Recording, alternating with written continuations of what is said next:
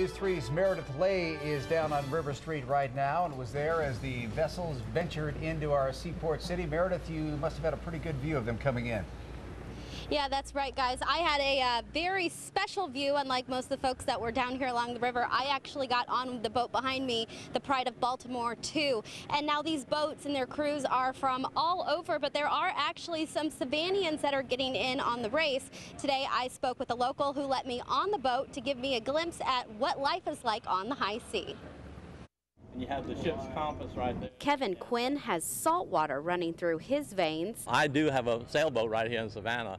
I have a little Catalina 36, which compared to this boat, it's a little miniature boat. But after I retired, you have to have some hobby. Retired, yes, but slowing down, not a chance. At 68 years old, Quinn hops around the Pride of Baltimore with ease. It keeps him feeling young so he can keep up with his crewmates. Usually the oldest one's about 20-something, maybe 24.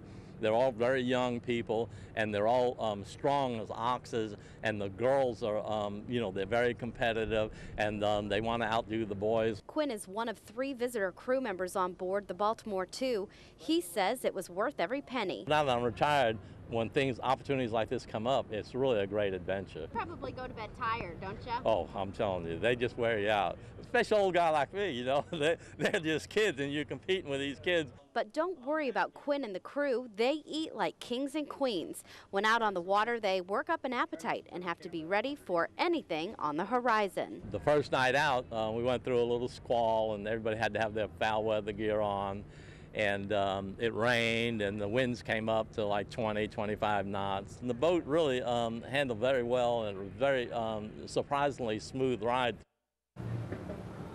Now, Quinn says his favorite part of sailing on the Pride of Baltimore 2 is helming the ship and doing the hourly checks. Now, these are modern-day boats. This one was commissioned in 1988, but they are sticking with the historic structure. They don't have things like televisions or microwaves, and they aren't drinking Coca-Cola or any beer on board. They're just sticking to water, tea, and coffee. Now, if you would like to see these ships, you can come down to the river tomorrow. The gates open at 10. And you can see them up close and personal.